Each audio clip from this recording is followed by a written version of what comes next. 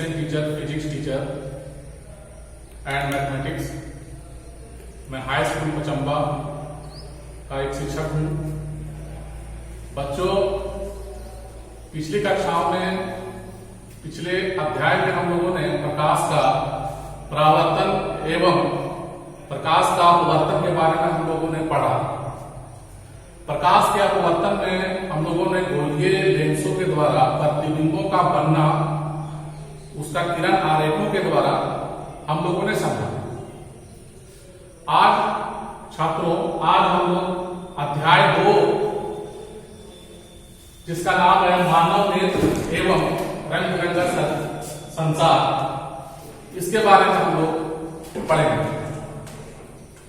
सबसे पहले प्यारे छात्रों, हम लोगों को मानव नेत्र के बारे में पढ़ना है। हम लोग मानव नेत्र की संरचना, उसकी क्रियाविधि और इसके कुछ मुख्य पार्ट्स, उसके क्या क्या कार्य हैं, उसके बारे में हम लोग अच्छी से समझेंगे और उसका विवेचना करेंगे। तो आइए छात्रों, हम लोग स्टार्ट करते हैं मानव नेत्र। छात्रों, मानव नेत्र हमारी 5 ज्ञानेंद्रियों में से सबसे महत्वपूर्ण ज्ञानेंद्रिय है। जिस तरह से फोटोग्राफिक कैमरे से किसी भी वस्तु का प्रतिबिंब उसके पर्दे पर प्राप्त किया जाता है, ठीक उसी प्रकार हमारा मानव नेत्र भी विभिन्न वस्तुओं का प्रतिबिंब एक पर्दे पर प्राप्त करता है। छात्रों, ये हमारा मानव नेत्र का एक डायग्राम है, एक संरचना है। इस पर थोड़ा सा हम लोग विचार करेंगे और थोड़ा समझने का प्रयास करेंगे। छात्रों, मानव नेत्र एक प्राकृतिक प्रकाशिक यंत्र है। ये नेचुरल है, जो अत्यंत मूल्यवान एवं प्रकाश सुग्राही ज्ञानेंद्रिय है। यहाँ पर प्रकाश सुग्राही का तात्पर्य है जो प्रकाश को अवशोषित करे, उससे संचरित हो, या प्रकाश को लेकर के वो सेंसिटिव हो, वो प्रकाश सुग्राही ज्ञानेंद्रिय है। छात्रों, हमारा मानव नेत्र एक कैमरे की भांति काम करता है, लेकिन इसकी जो संरचना है वो जटिल है, इसलिए यह एक जटिल प्राकृतिक कैमरे की भांति कार्य करता है। हम छात्रों, मानव नेत्र के द्वारा ही हम सभी वस्तुओं को, रंग बिरंगी प्राकृतिक नजारों को हम देख पाते हैं।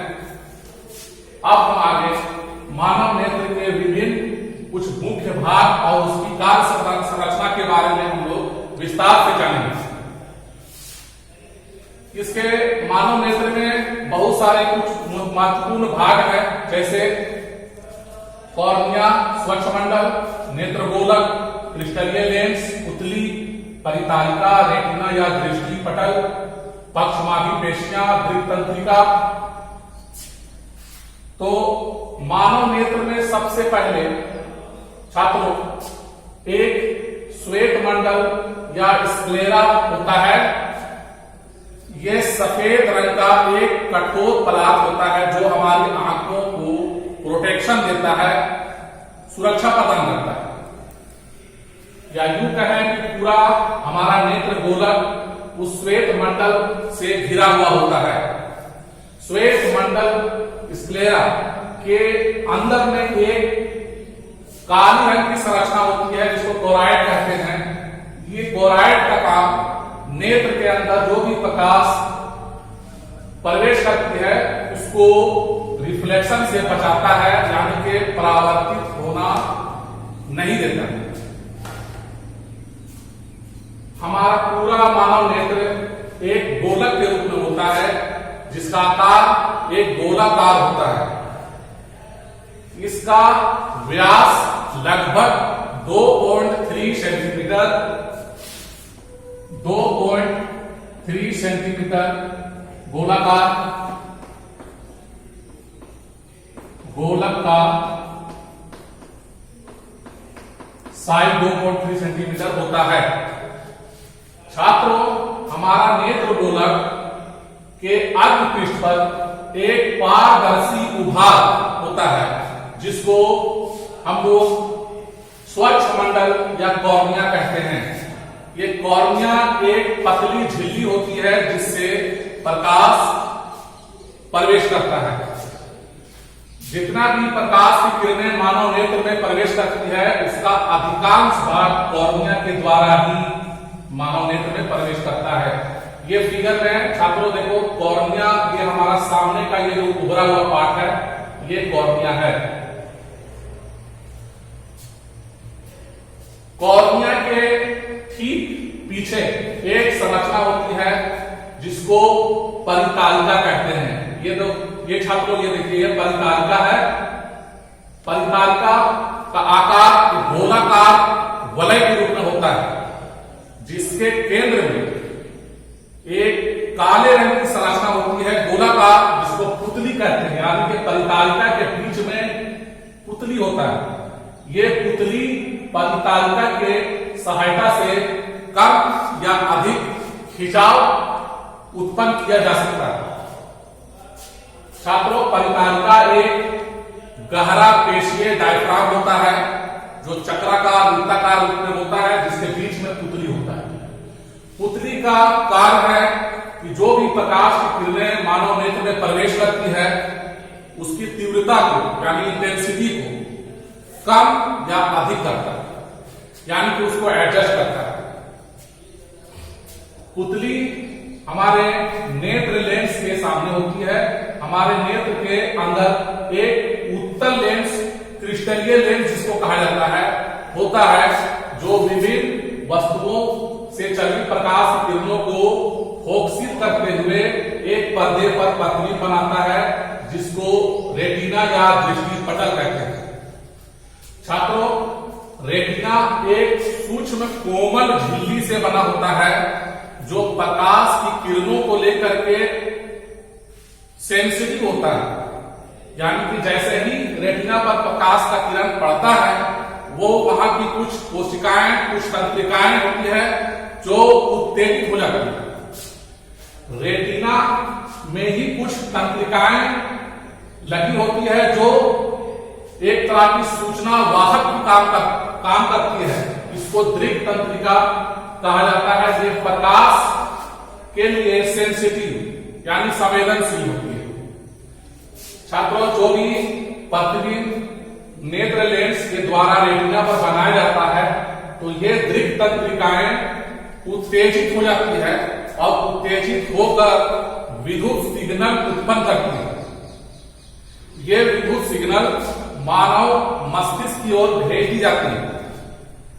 चूंकि हमारा नेत्र क्रिस्टलीय लेंस उत्तल है और उत्तल लेंस के द्वारा बना प्रतिबिंब वास्तविक तथा उल्टा होता है, इसलिए जब दृक् तंत्रिकाएं रेटिना पर बने प्रतिबिंब की सूचना मस्तिष्क में जब पहुंचाती है विद्युत सिग्नल के द्वारा, तो मस्तिष्क इन सिग्नलों को व्याख्या करते हुए संसाधित करता है यानी मॉडिफाई करता है और प्रतिबिंब अंततः हमें सीधा मालूम पड़ता है।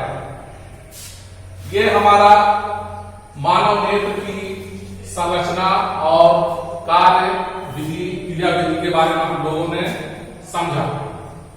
अब छात्रों, हम लोग यहाँ पर कुछ इंपॉर्टेंट चीज, कुछ इंपॉर्टेंट क्वेश्चन पर हम लोग चर्चा करेंगे। जैसे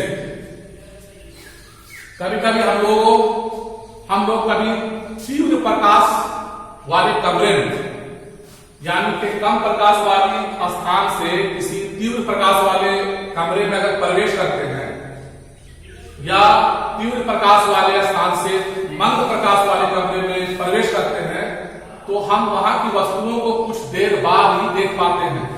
ऐसा क्यों है?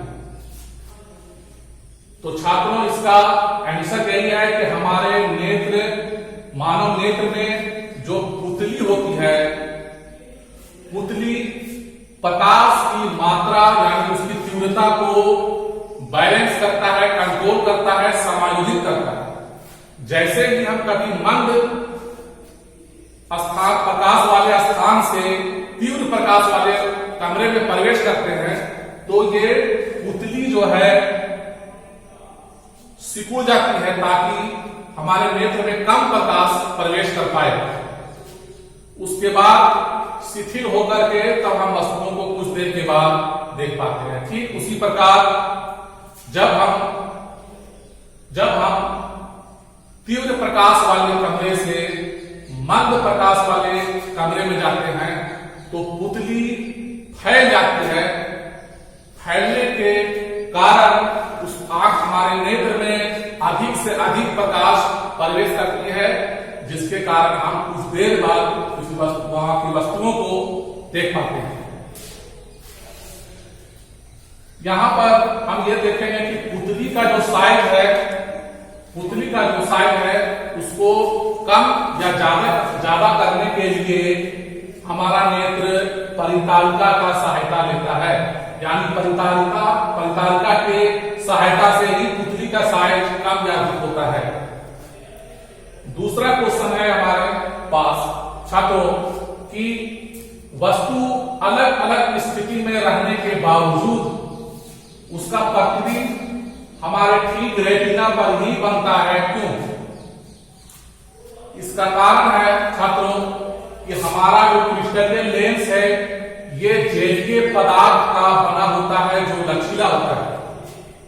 क्रिस्टलीय लेंस के सपोर्ट में यहां एक संरचना होती है जिसको पक्षमाभी पेशियां या इसको सिलियरी मसल्स कहा जाता है। इसी के सहायता से मानव नेत्र का ये क्रिस्टलीय लेंस की लंबाई या उसकी मोटाई कम या अधिक की जा सकती है। जब वस्तु की स्थिति अधिक या नजदीक होती है तो ठीक प्रतिबिंब रेटिना पर फोकसित करने के लिए हमारा क्रिस्टलीय लेंस सेल्फ एडजस्ट कर लेता है, स्व समायोजित कर लेता है। वो अपनी फोकस दूरी को अधिक या कम कर लेता है ताकि उस प्रतिबिंब हमारा ठीक रेटिना पर प्राप्त हो सके। ये कार्य वो पक्षमाभी पेशियों के सहायता से करता है।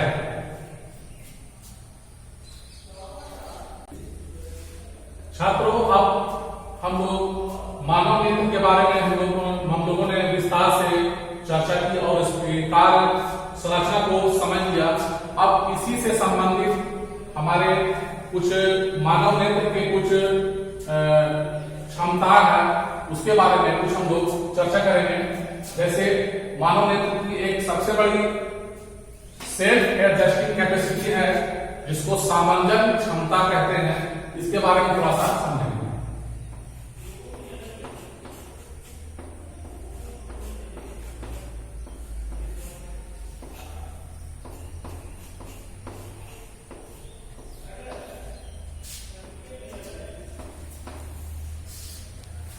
छात्रों, सामंजन क्षमता क्या है? जैसे अभी हम लोगों ने देखा कि वस्तु की दूरी अलग अलग होने के बावजूद भी हमारा लेंस, मानव नेत्र का जो क्रिस्टलीय लेंस है, वो स्वयं को एडजस्ट करके उसका प्रतिबिंब ठीक रेटिना पर बना लेता है। यह कार्य वह अपने फोकस दूरी में सूक्ष्म समायोजन करके करता है, जिसके लिए वह पक्षमाभी पेशियों की सहायता लेता है। मानव नेत्र की यही क्षमता सामंजन क्षमता कहलाती है। अर्थात इसका परिभाषा छात्रों आप लोग कॉपी में नोट करते जाएंगे कि मानव नेत्र की वह क्षमता जिसके द्वारा वह अपने फोकस दूरी को पक्षमाभी पेशियों की सहायता से कम या अधिक कर लेता है, जिससे विभिन्न दूरियों पर रखी वस्तुओं का प्रतिबिंब ठीक रेटिना पर बनता है। नेत्र की यह क्षमता सामंजन क्षमता कहलाती है। अब आगे हम लोग पढ़ेंगे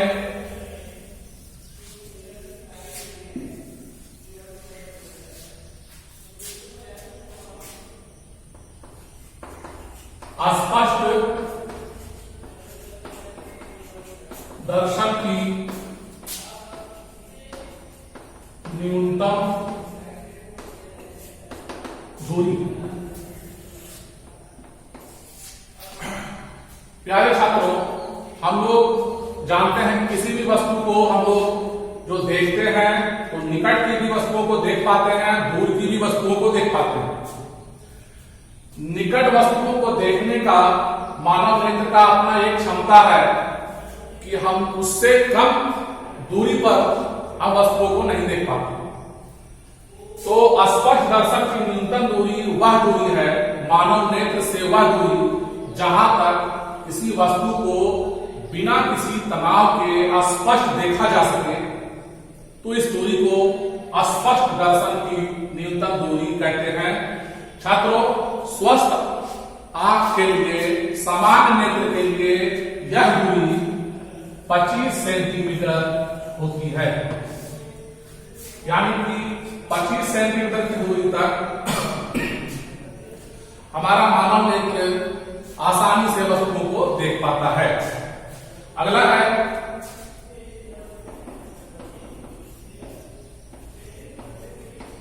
स्पष्ट दर्शन की दूरतम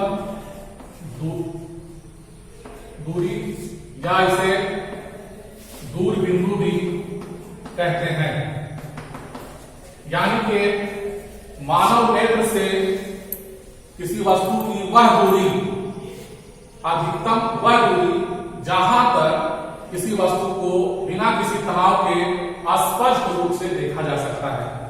छात्रों, दूर बिंदु क्या है कि मानव नेत्र से दूरतम वह दूरी जहां तक किसी वस्तु को बिना किसी तनाव के स्पष्ट रूप से देखा जा सकता है, यह दूरी कहलाता है दूर बिंदु। सामान्य नेत्र के लिए दूर बिंदु अनंत होता है।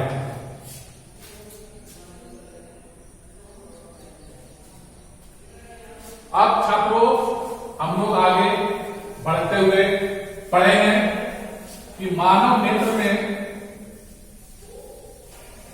कुछ डिफेक्ट आ जाने के कारण मानव नेत्र के कुछ भाग हैं, जैसे हमारा क्रिस्टलीय लेंस या हमारा पक्षमादी पेशियां, सियरी मसल्स, इनमें या और किसी पार्ट में किसी प्रकार की कुछ कमी आ जाने से या उसकी क्षमता खो देने से कुछ डिफेक्ट आ जाती है, जिसके कारण हम दूर और नजदीक की वस्तुओं को स्पष्ट रूप से नहीं देख पाते। इसे दृष्टि दोष कहा जाता है। तो आते हैं छात्रों, हम लोग पढ़ते हैं दृष्टि दोष।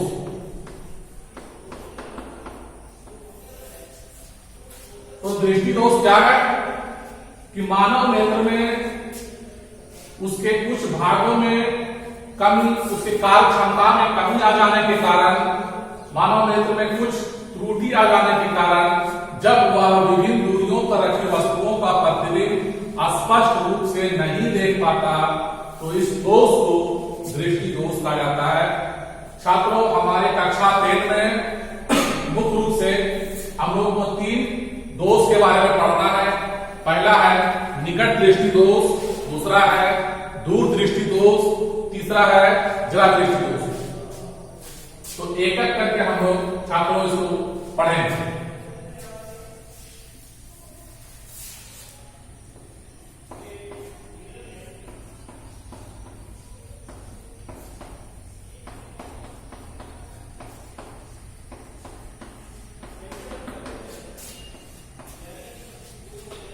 निकट दृष्टि दोष क्या है? प्यारे छात्रों, निकट दृष्टि दोष में निकट की वस्तु को मानव नेत्र देख लेता है, परंतु दूर की वस्तु को स्पष्ट नहीं देख पाता। फिर से, निकट दृष्टि दोष में निकट की वस्तु स्पष्ट रूप से तो दिखाई देती है, परंतु दूर की वस्तु स्पष्ट रूप से दिखाई नहीं देती। तो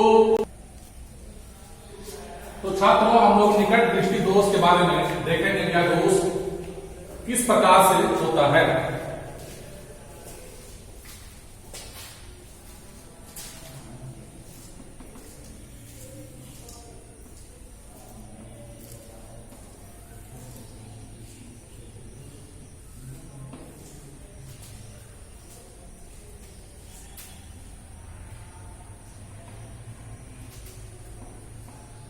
निकट दृष्टि दोष में निकट की वस्तु को देखा जाता है, परंतु दूर की वस्तु को नहीं देख पाते हैं। इसमें प्रतिबिंब हमारा यहां जो रेटिना है,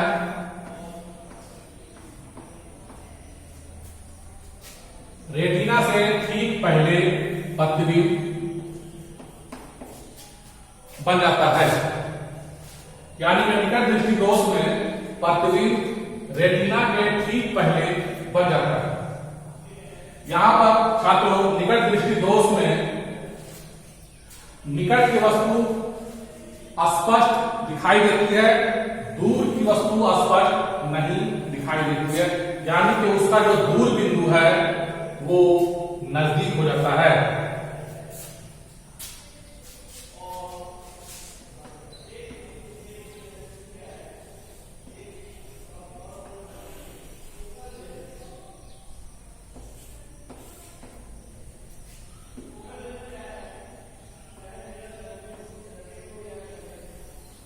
ये इसका दूर बिंदु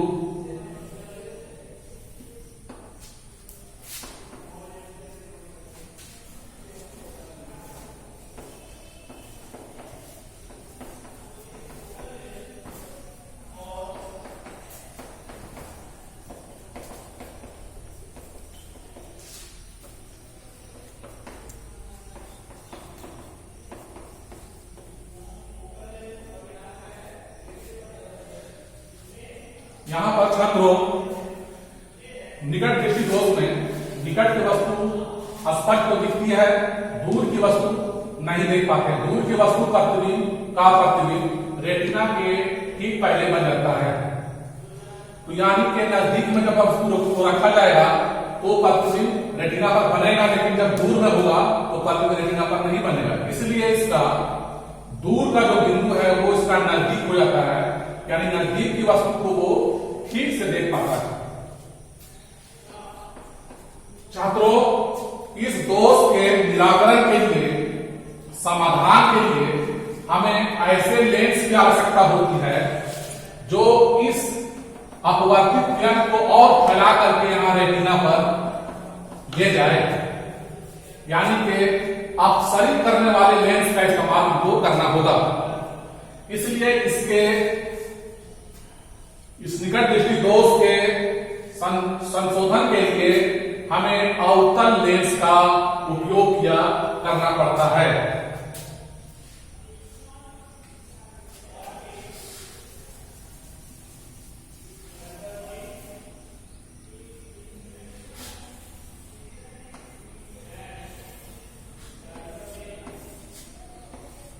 ये सामने यहां अवतल लेंस है। दूर में जब कोई दूर का कोई वस्तु है तो दूर से जो किरण आ रही है इस यहां से थोड़ा फैलती है,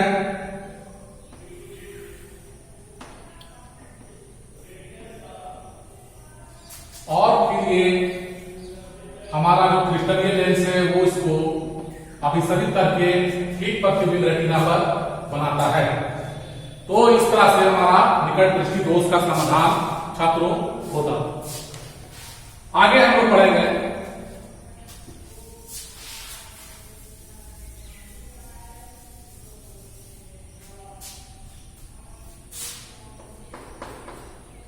दूर दृष्टि दोष।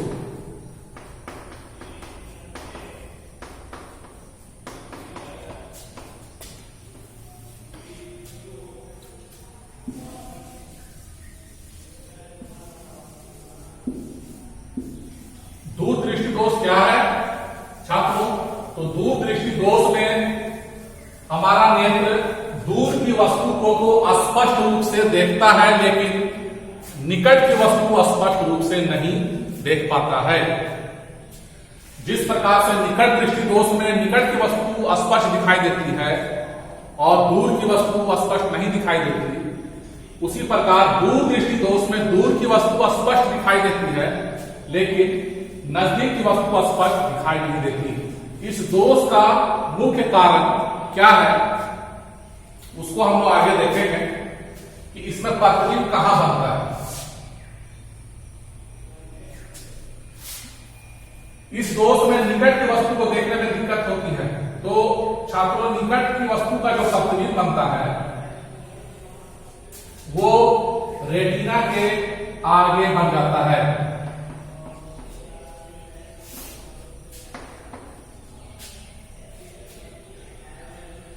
तो इसका मुख्य कारण, इस दोष, ये दोष होने का मुख्य कारण इस हमारा क्रिस्टलीय लेंस है, इसकी फोकस दूरी के बढ़ जाने के कारण होता है या नेत्र गोलक का छोटा हो जाने के कारण होता है। जिस प्रकार निकट दृष्टि दोष में निकट की वस्तु दिखती है, दूर की नहीं दिखती, उसका मुख्य कारण फोकस दूरी का कम हो जाना और गोलक का बढ़ जाने के कारण होता है। तो दूर दृष्टि दोष में हमारा नेत्र लेंस का फोकस दूरी बढ़ जाता है, जिससे वो आगे फोकसित करता है किरणों को, या हमारा जो गोलक है उसका साइज कम हो जाता है। तो इसमें आपको ये देखना है छात्रों कि दूर दृष्टि दोष में दूर की वस्तु नजर आती है परंतु नजदीक की वस्तु नजर नहीं आती, यानी कि उसका जो निकट बिंदु है, यानी कि जो नजदीक की वस्तु है उसको देखने में परेशानी होती है, यानी उसका जो निकट बिंदु है वो दूर चला जाता है। इसको आप लोग फिगर से इस तरह से दिखा सकते हैं।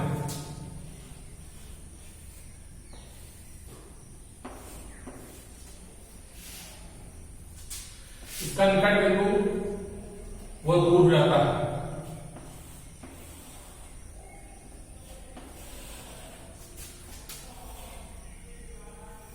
यानी दूर की रखी वस्तु का प्रतिबिंब वो ठीक से बना लेता है। अब छात्रों इसका करेक्शन हम लोग कैसे करेंगे, इस दोष को हम दूर कैसे करेंगे, तो ध्यान देने वाली बात यहां यह है कि चूंकि इस दोष में हमारा जो प्रतिबिंब है रेटिना के आगे बनता है, तो ऐसे लेंस की आवश्यकता है जो इस अपवर्तित किरणों को और अपवर्तित करके ठीक रेटिना पर फोकसित कर सके, यानी कि और अभिसरित कर सके। तो इसलिए ऐसा लेंस जो अपसरित करती है वो उत्तल लेंस होता है, यानी कि दूर दृष्टि दोष के निराकरण के लिए उत्तल लेंस का उपयोग किया जाता है। इसको हम लोग देख सकते हैं।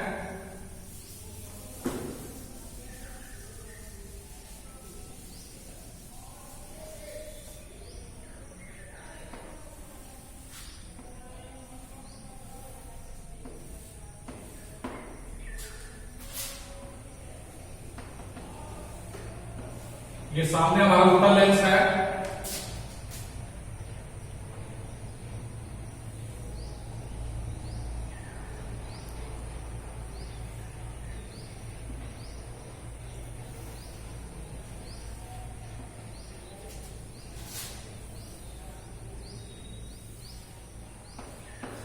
ये हमारा वस्तु है, ये लेंस यहां से प्रकाश की किरण हल्का सा कुछ मुड़ती है, फिर अंत में यहां से हमारा क्रिस्टल लेंस उसको अभिसरित करके ठीक प्रतिबिंब रेटिना पर बनाता है।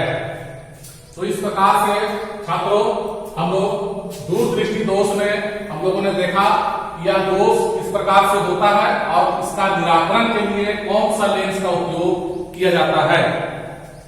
निकट दृष्टि दोष में अवतल लेंस का प्रयोग किया जाता है, उसके निराकरण के लिए दूर दृष्टि दोष में उत्तल लेंस का प्रयोग किया जाता है। आगे हम लोग छात्रों देखेंगे जला दृष्टि दोष।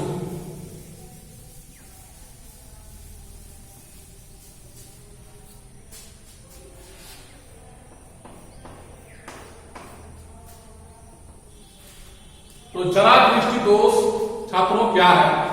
जरा दृष्टि दोष मानव नेत्र में आयु के बढ़ने से हमारी जो पक्षमापी पेशियां हैं जिनके सहायता से हमारा जो लेंस है क्रिस्टलीय लेंस वह अपनी फोकस दूरी को कम या अधिक करता है। तो ये क्षमता जब घट जाती है तो हमारा मानव नेत्र दूर और नजदीक दोनों तरह की वस्तुओं को ठीक से स्पष्ट नहीं देख पाता, यानी उसकी सामान्य क्षमता में कमी आ जाने से या नेत्र में अन्य कारण से जब उसकी क्षमता में कमी आ जाती है, यानी कि वह अपनी फोकस दूरी को समायोजित नहीं कर पाता है, तो वह निकट और दूर की वस्तुओं को स्पष्ट रूप से नहीं देख पाता है।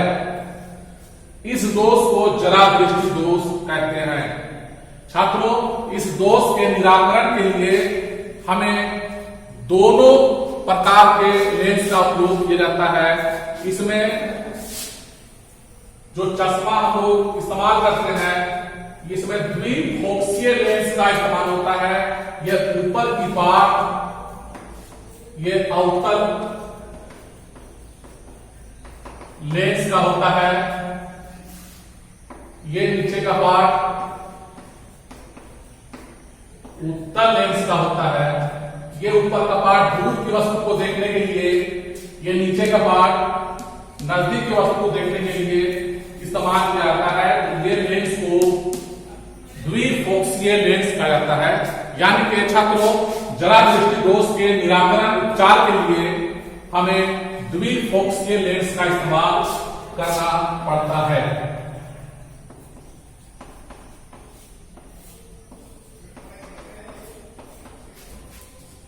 वर्तमान में छात्रों, शल्य चिकित्सा प्रणाली के द्वारा भी इन दोषों का निराकरण किया जाता है।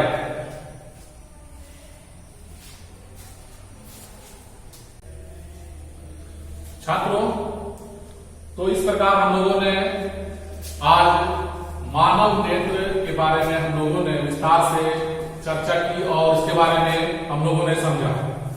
तो हम लोगों ने क्या किया, आज अध्याय में हम लोगों ने पढ़ा छात्रों कि मानव नेत्र क्या है, मानव नेत्र के कौन कौन से भाग हैं और उनके कौन कौन से मुख्य कार्य हैं, मानव नेत्र की सामंजन क्षमता क्या है, मानव नेत्र के विभिन्न दोष क्या हैं, निकट दृष्टि दोष, दूर दृष्टि दोष और जरा दृष्टि दोष, ये तीनों क्या है और इसके निराकरण के लिए किस लेंस का उपयोग किया जाता है, ये हम लोगों ने पढ़ा और सीखा। फिर आगे हम लोगों ने निकट बिंदु, स्पष्ट दर्शन की निकटतम, इसमें कुछ कुछ इंपॉर्टेंट क्वेश्चन है छात्रों, आप लोग उसको होमवर्क के रूप में बनाएंगे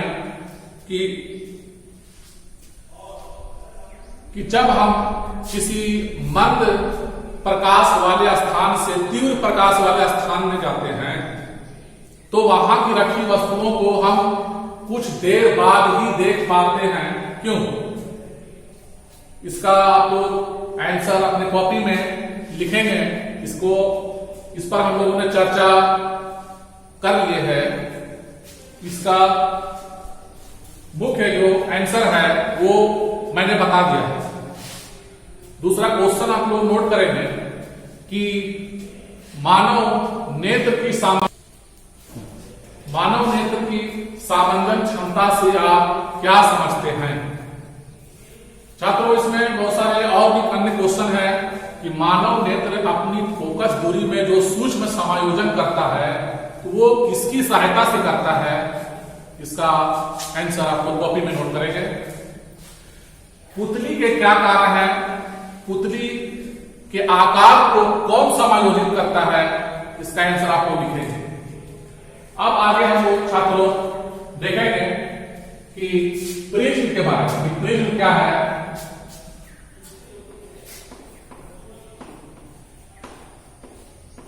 प्रिज्म से प्रकाश का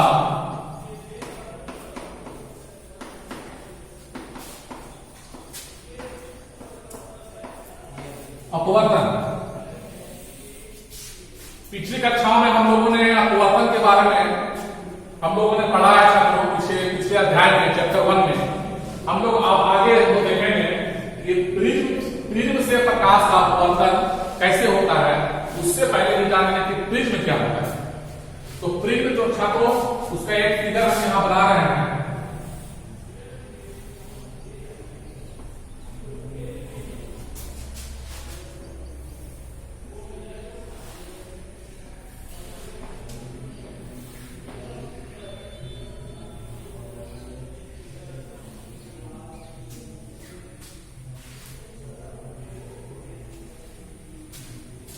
ये हमारा एक फिगर है छात्रों प्रिज्म का। हम लोग देख रहे हैं कि प्रिज्म जो है वो दो त्रिभुजाकार आकृति का पृष्ठ, दो आमने सामने फलक होता है। इसके दो फलक, दो त्रिभुजाकार फलक होते हैं और इधर आयताकार फलक होता है। इसके नीचे इसके तल पर एक आयताकार, एक इधर एक उधर, ये समांतर रूप से पैरेलल होते हैं, समांतर फलक होता है। ये समांतर फलक कुछ कोण पर झुके हुए होते हैं और जिस कोण पर झुका हुआ होता है उसको प्रिज्म कोण कहा जाता है। जैसे इधर का स्पेस और उधर का जो फलक है वो यहाँ इस कोण पर झुका हुआ है छात्रों, इसको कहा जाता है प्रिज्म कोण।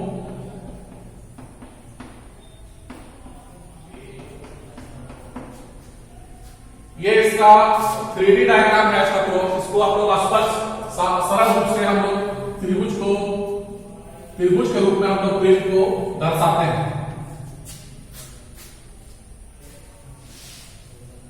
तो ये हमारा प्रिज्म है। हम लोग ये आगे देखेंगे कि प्रिज्म से जब प्रकाश की किरण गुजरती है तो उसमें किस तरह से अपवर्तन होता है।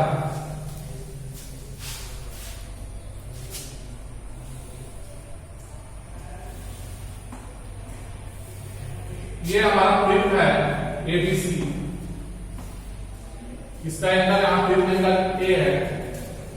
छात्रों यहां पर हम कोई एक प्रकाश का किरण पर विचार करते हैं एकल वर्ग का, माने सिंगल कलर का, कोई रेड कलर का लाइट या येलो कलर का या ग्रीन कलर का लाइट, माने सिंगल कलर लाइट जो है उस पर विचार करेंगे। एक कोई कलर हम यहां पर आपतित होता है, नाम दे देते हैं इसका P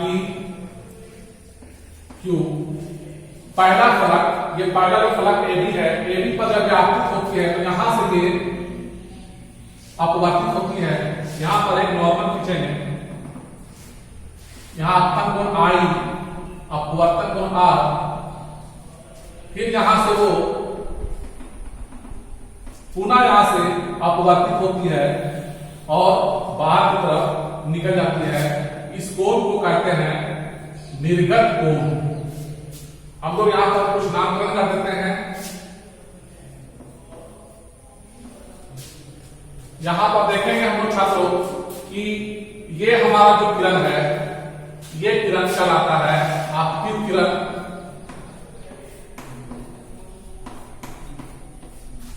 ये जो किरण है ये हुआ अपवर्तित किरण और ये जो किरण है ये कहलाएगा निर्गत किरण।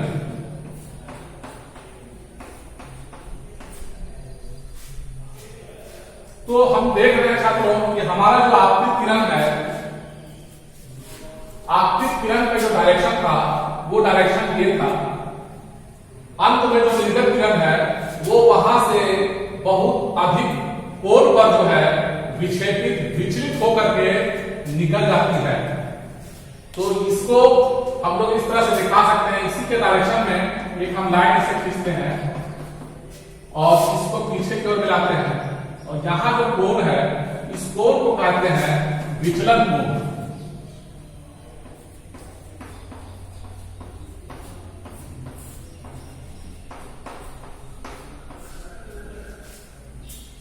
हम लोग को छात्रों ये समझना है कि ये जो कलर है, अगर कोई ये लाल रंग का कोई कलर है तो उसका जो हमारा जो विचलन है वो हम इस प्रकार हम लोग देख सकते हैं। ठीक उसी प्रकार अगर हम किसी दूसरे कलर का कोई लाइट लेंगे तो उसका विचलन कुछ और होगा, सेम नहीं होगा। ठीक उसी प्रकार से नीला कलर का लेते हैं, पीला कलर का लेते हैं या ग्रीन कलर का लेते हैं तो उसका सबका विचलन अलग अलग होता है। तो इस तरह से हम लोग प्रिज्म से प्रकाश का अपवर्तन हम लोग देख सकते हैं और समझ सकते हैं।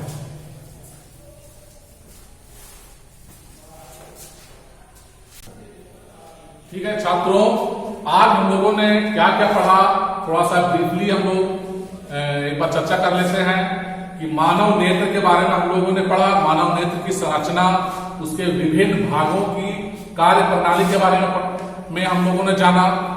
मानव नेत्र की कुछ क्षमता है, सामंजन क्षमता, मानव नेत्र के दोष के बारे में हम लोगों ने पढ़ा और फिर उसके निराकरण के बारे में हम लोगों ने पढ़ा। फिर आगे हम लोगों ने प्रिज्म से प्रकाश का अपवर्तन के बारे में पढ़ा। तो छात्रों, उम्मीद करता हूं कि ये पढ़ाई आप लोगों को अच्छी लगी होगी। जो भी मैंने आप लोगों के सामने बताया है उसको कॉपी में नोट करके और उसको फेयर करना जरूर करेंगे। नेक्स्ट चैप्टर में हम लोग आगे तो छात्रों हम लोग जो पढ़ने वाले हैं वो प्रकाश का वर्ग विक्षेपण के बारे में हम लोग पढ़ेंगे कि प्रिज्म से प्रकाश का जो वर्ग विक्षेपण होता है वो किस प्रकार से होता है। कुछ वायुमंडलीय घटनाएं हैं, प्रकाशीय घटनाएं हैं, जैसे इंद्रधनुष का बनना के बारे में हम लोग पढ़ेंगे।